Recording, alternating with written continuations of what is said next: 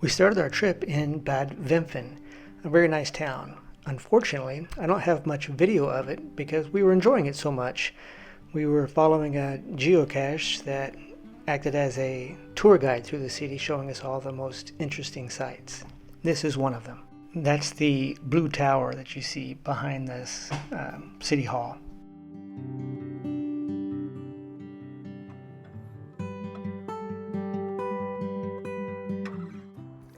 So this was our first stop after leaving Bad Wimpfen. This is Heuchlingen Castle.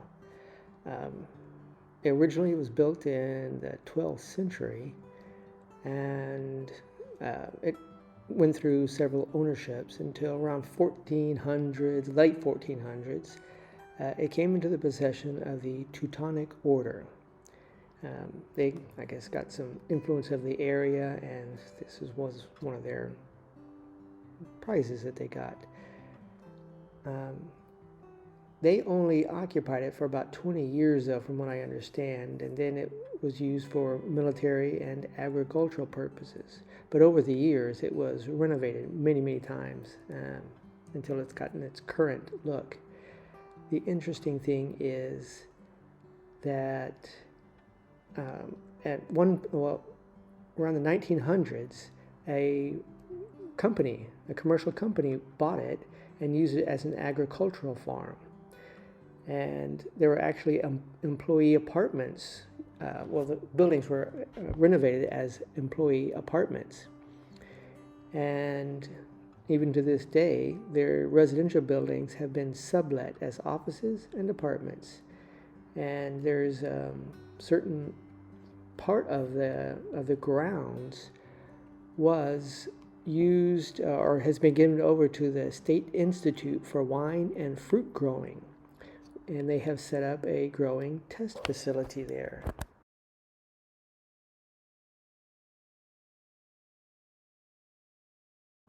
Our first stop of the day was at this hotel, or it's a castle. It's a Berg Hotel, so a castle hotel called Berg Hotel Götzenberg.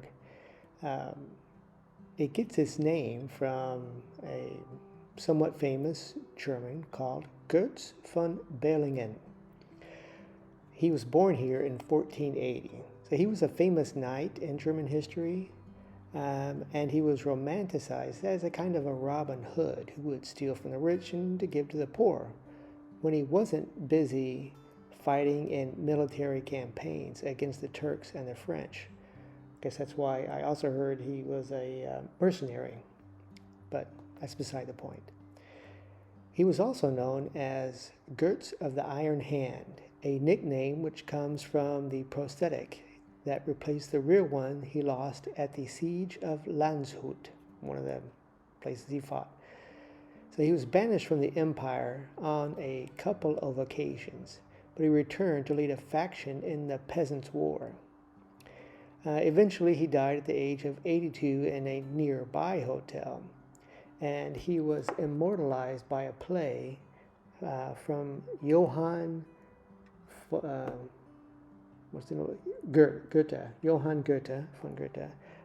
famous Frankfurter, and there's even a very famous line from that play.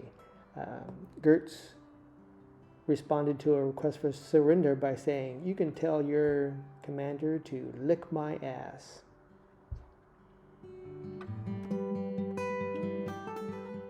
We had a number of noteworthy stops today before we ended up in our final location of the evening.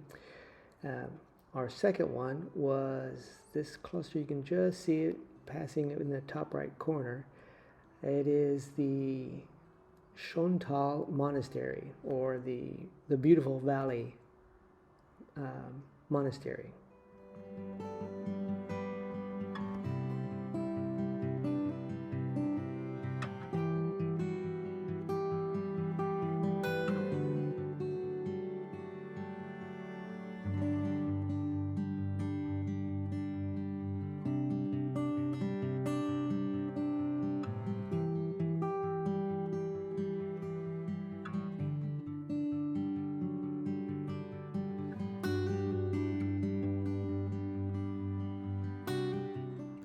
Our first stop at the monastery was in the church.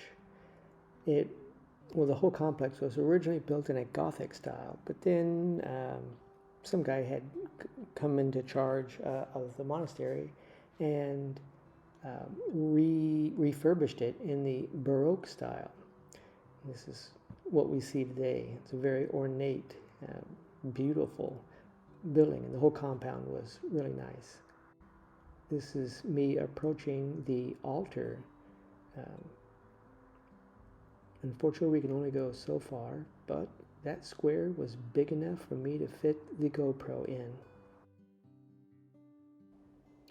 The Baroque Schöntal Monastery is adorned with 2 towers, which is unusual for a Cistercian monastery, as this form of embellishment goes against the order's minimalist style. This architectural touch symbolizes the abbey's power and prosperity. It was founded in 1157, and the monastic order was known for building monasteries in river valleys. The land was donated by the House of Ellwangen in exchange for burial rights in the cloister, and to this day, the cloister's east wing houses the remains of Götz von Berlingen, who you might remember from the stop we just made at the Götzenberg Castle. That building to the right of the main church is called the New Abbey, and it has a very grand Rococo staircase and a supposedly magnificent banquet hall. Unfortunately, we did not go in there, so we cannot confirm nor deny the existence of such features. We didn't actually know you could go in there. We rode around a bit, enjoyed the views, and admired it from the outside. I flew my drone, and we moved on.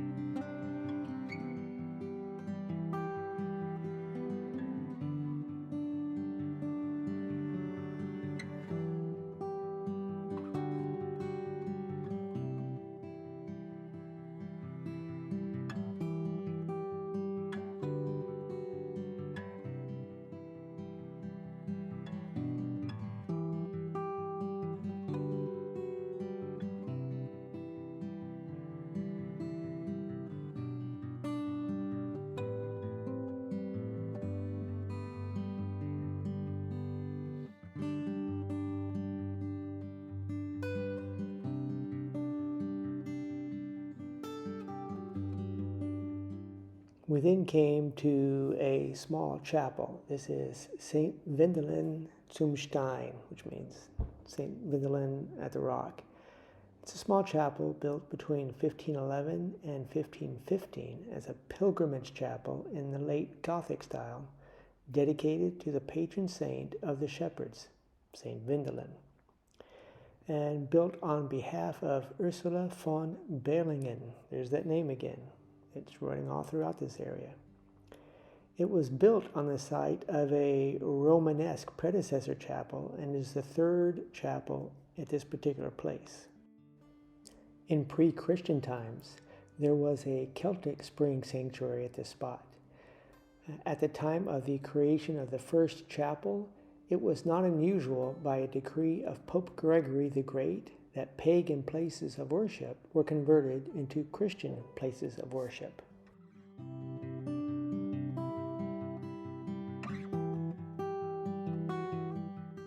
And here we are arriving at our final stop of the day, where we spent the night, Kirchberg and Jagst.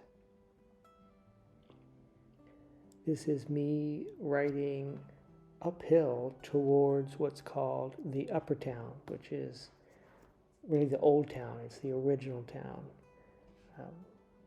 And it held the very strategic spot that overlooked the Jagst River.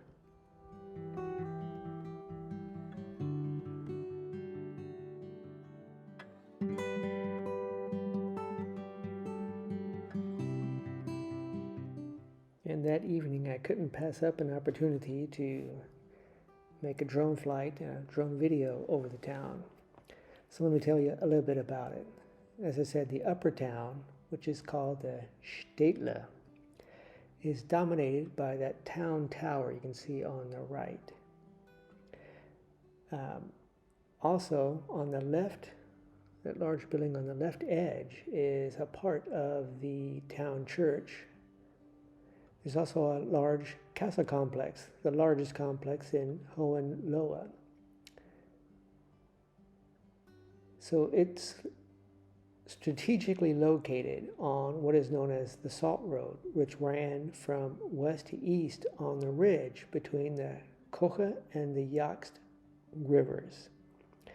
It ran from a place called Hall to Rothenburg, which made the town very strategically important because at that point, sort of halfway between those two imperial cities, a ford made it possible to cross the Jagst. So to secure this important long-distance connection, there were two other castles built on one side of the river, and this one, Kirchberg Castle. It was built in 1240. After the town was sold to imperial cities of Rothenburg and Dinkelsbühl, which we also visited, it was extended as a fortress and a trading post and received its present appearance with a town wall, the town gate, and a town tower. In 1562, the Hohenlohe family bought back Kirchberg and built a Renaissance castle on the site of the castle from 1590 onwards. And that's the castle I'm talking about right there. From 1690 to 1861, Kirchberg was the residential town. Officials and official buildings were erected, and the court garden with orangery was laid out.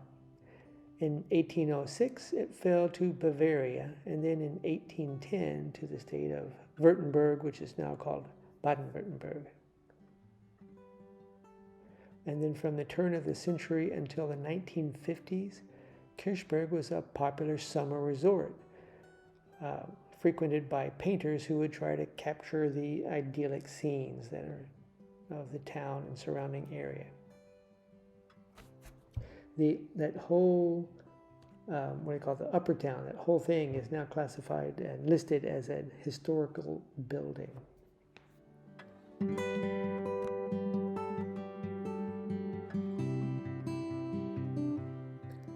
This castle here that we're seeing, that we're flying over right now, is now a hotel. They have a cafe there on the left as we're flying, and they had a shop and various other things. We didn't inquire about how much a room might cost there, but we slept in a castle once before. Of course, that was a dormitory, but so we weren't necessarily interested in staying in another castle. But nevertheless, it was really nice walking around this historical, old town, and especially flying over it and getting a really, bird's eye view of it.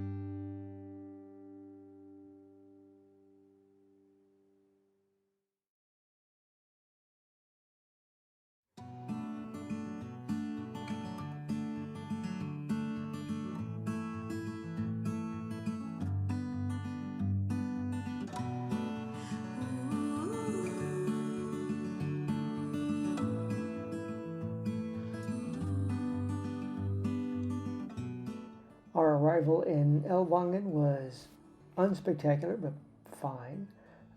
We didn't have a lot planned for Ellwangen as far as castles or anything significant historic sites, but we did decide to stay there, and we were glad we did. This bronze horse and fox that's mounted to the side of that building caught my eye. It must be some kind of sign. I'm not sure what the significance of it is, but it only distracted me for a second because we were on our way for some well-deserved ice cream. Afterwards, we just did some geocaching, and then I went out for some photo walks in the evening.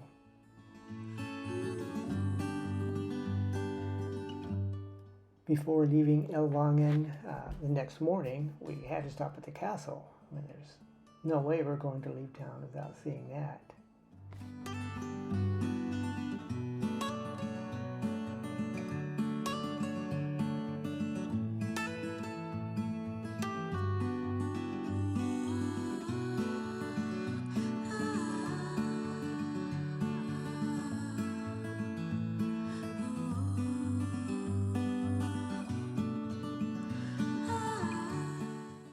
Now we're coming into the sort of the outer courtyard. It was eerily quiet, and then finally we made it into the inner courtyard, which to me reminded me of like apartment complex of some kind because of the windows and all. The palace sits on a ridge overlooking the town of Ellwangen, and it was first mentioned in historical records in 1266. Back then it was known as the Abbot's Castle, and some of the original walls back in that time as a Benedictine monastery are still visible. As the castle was occupied by these prince provosts or prince abbots, they renovated and expanded on the original castle until finally, between 1603 and 1608, the palace was remodeled in a Renaissance style on the orders of the reigning Prince Provost at the time. Of the things that were remodeled, that inner courtyard with the 3 stories of those elegant-looking arcaded balconies, that was part of that renovation. After a fire a century later, the palace was once again renovated, and this time in the Baroque style. In addition to the lavishly redecorated interiors, the new features included a double staircase, completed in 1726, and a mansard roof on the main building, and the majestic throne room. In the early 19th century, many church territories were officially annexed by German states, and as a result, a palace here passed into the possession of the royal family of Württemberg. In 1815 and 1816, the banished king of Westphalia, Jerome Bonaparte, a brother of Napoleon, and his wife Katharina, the daughter of the king of Württemberg, had some rooms refurbished prior to taking up residence here.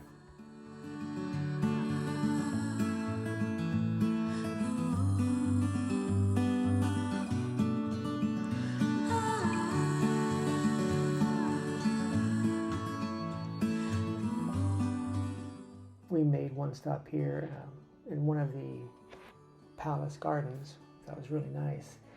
And I also stopped here to get a view of this church that you may have seen during the drone flight. That's called the Wallfahrtskirche Schönenberg, and we did ride there, and you'll be seeing it in the next segment. So here we are at the Schönenberg Pilgrimage Church. It was built, like I said, as the crowning achievement of this pilgrimage that was founded by the Jesuit order. There were several smaller chapels built before this one was done along that pilgrimage route. And inside, supposedly, there's a wooden cross with a small Marian figure inside, which sort of was the symbol of that pilgrimage. Unfortunately, this church fell victim to fire sometime later and it had to be rebuilt. The interesting thing about this church is you enter from the altar side. Normally you enter a Catholic church from the other side and you see the altar as you are entering, but not so with this one. At least that was how we got in. It was the unlocked door. So we got a nice view of the organ as we entered. And as you can see, it's a very ornate church.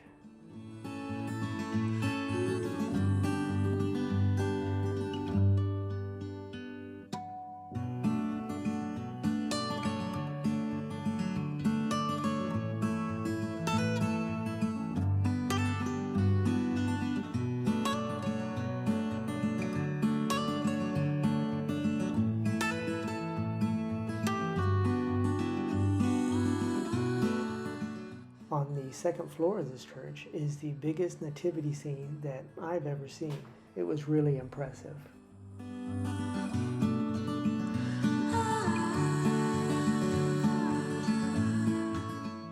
And here we are arriving at our final destination for the day, Dinkelsbühl.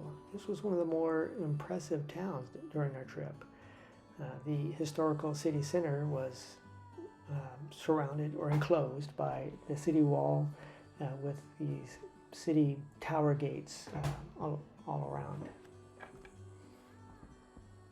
And you can't tell from this video, but that cobblestone street was pretty doggone bumpy.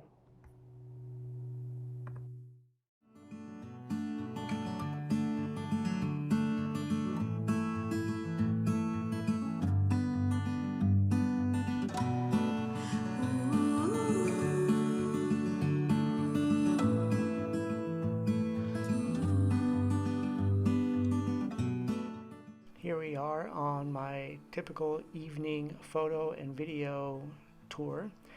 I was hoping that traffic might be a bit less at this time of day, but it turned out not to be. It's okay. There on the left you can see I'm passing by the St. George's Cathedral. Now here you see some very typical examples of Tudor style housing that's in this area. And that steeple there on the left is St. Paul's Church. It is a Protestant church.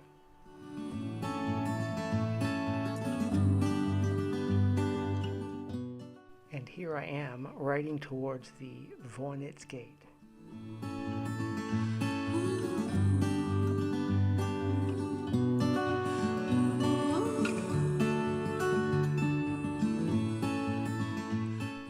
And this is the drone's eye view of that same Vornitz Gate as we enter the historical city center.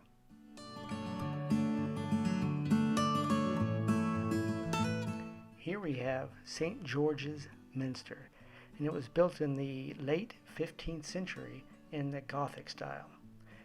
It is the largest hall church in the country. A hall church is one that was built without aisles.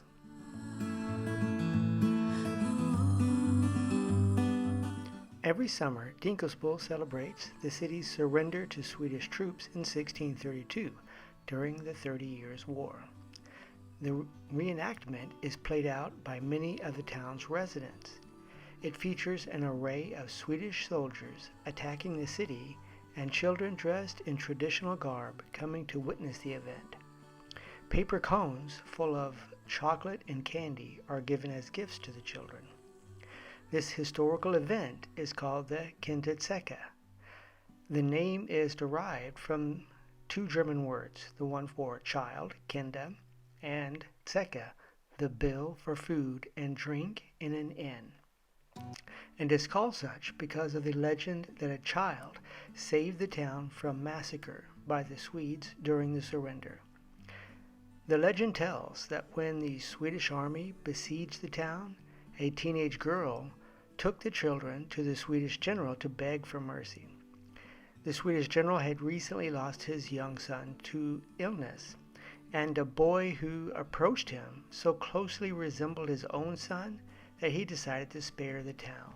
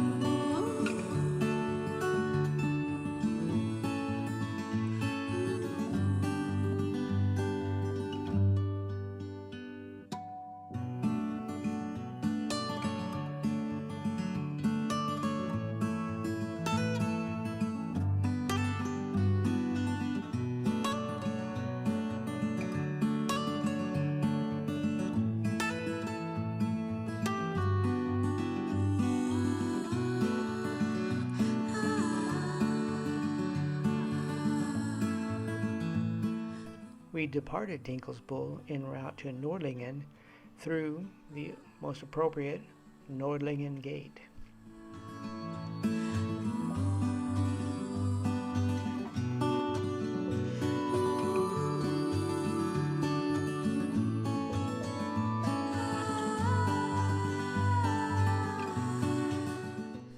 And here we are entering Nordlingen. It was built in an impact crater 15 million years old and 25 kilometers in diameter. The Nordlingen Ries is a meteorite and hit the area at an estimated speed of 70,000 kilometers an hour and left the area riddled with an estimated 72,000 tons of microdiamonds.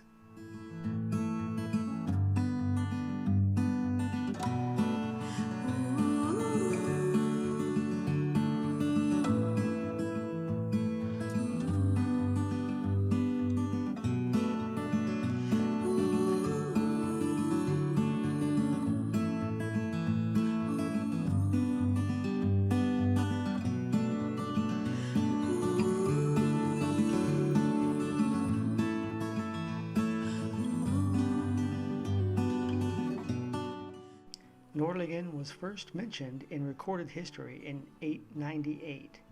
The town was the location of two battles during the 30 Years' War, which took place between 1618 and 1648. Today, it is one of only 3 towns in Germany that still have completely intact city walls, the other 2 being Rothenburg ob der Taube and Dinkelsbühl.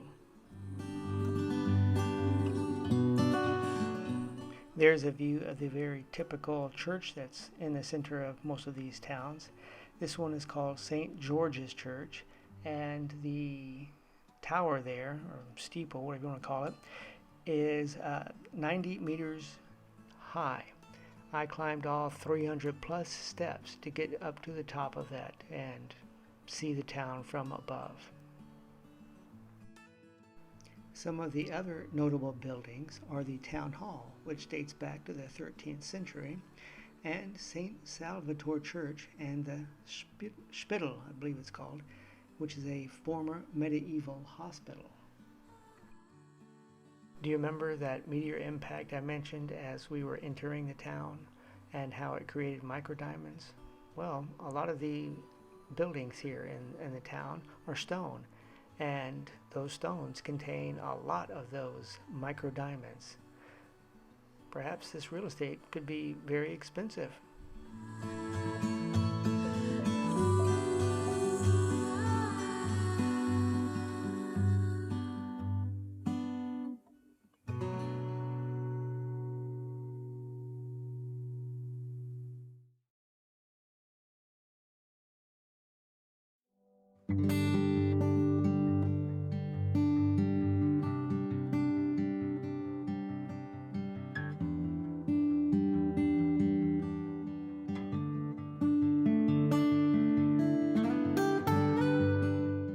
I was eager to use my new drone's special features, and here is one of those.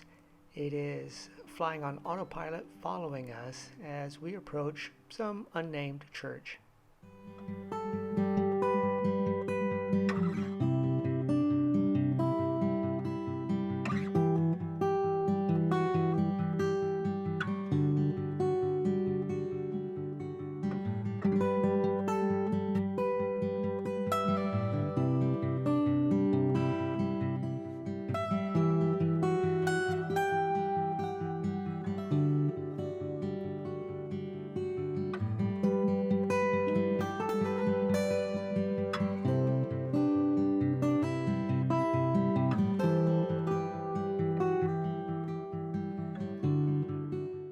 Here we are entering Hoppenberg Castle.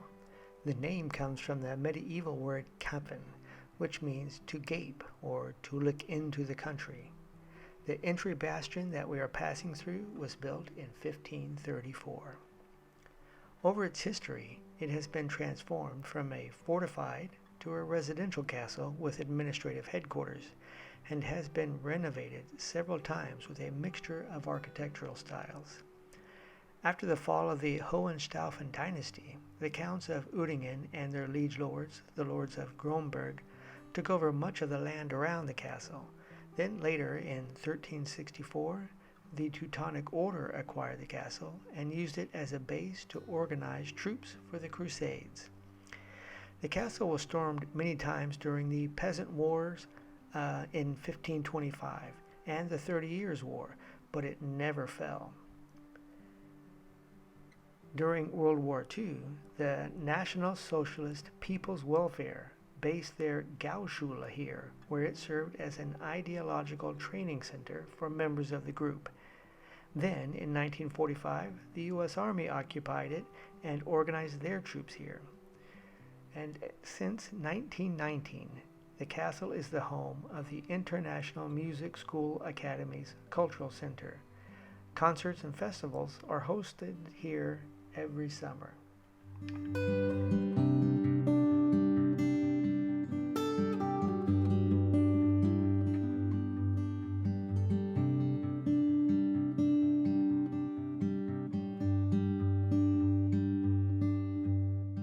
Here we are arriving in Aalen. The town itself was not so impressive. The highlight of our stay here was a tour through an old iron mine called Tiefe Stollen.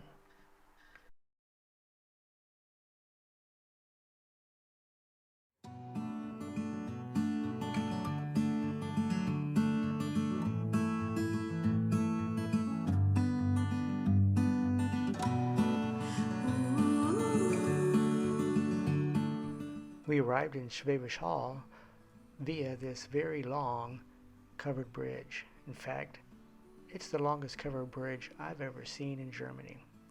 We crossed the river through this bridge and then rode along the riverbank for quite a while until we actually came into the outskirts of the city.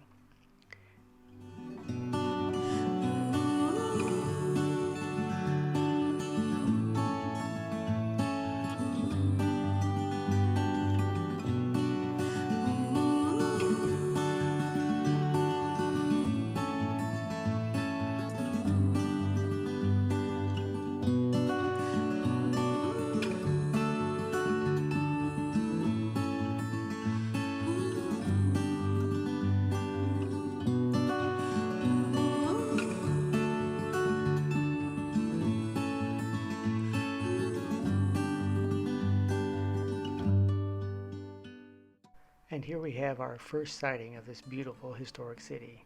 It really is impressive.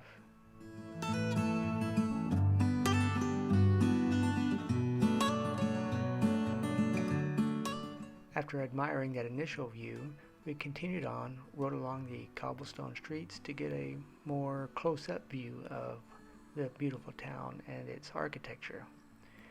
And now here we are, riding to our hotel. It was just past this market square. This is the market square with the St. Michael's Church. we turn left and go uphill, and at the top of the hill is our hotel.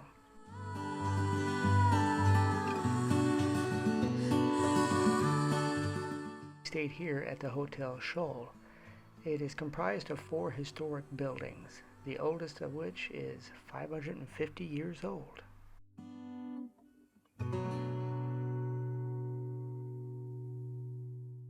We spent the day walking around town just enjoying the sights and all the lovely things to see here.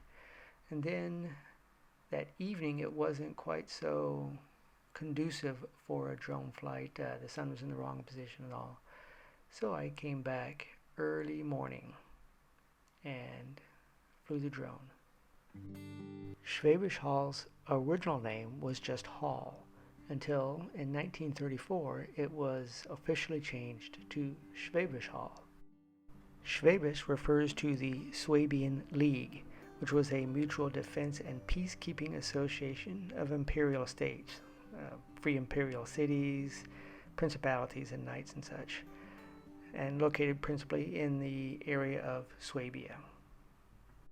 The city was very prosperous back in its very early history and even into the Middle Ages due to the production of salt.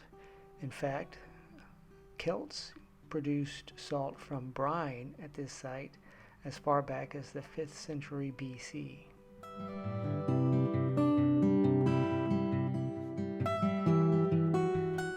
This is St. Michael Church. It's a Protestant church and the main church of the entire parish of Schwäbisch Hall. And it was also the starting point of the Reformation in the imperial city territory back in 1523. The day before, when we had arrived here, the walkway around the church and the steps leading down to that marketplace, that whole area was closed off so that some actors could rehearse for some big festival. This imposing building is called the Neubausaal, or New Building Hall. New being a relative word. It was built back in 1508, where it served as an armory and a granary. But as early as 1604, theater was played here, and that's been going on ever since. It's now a theater and concert hall.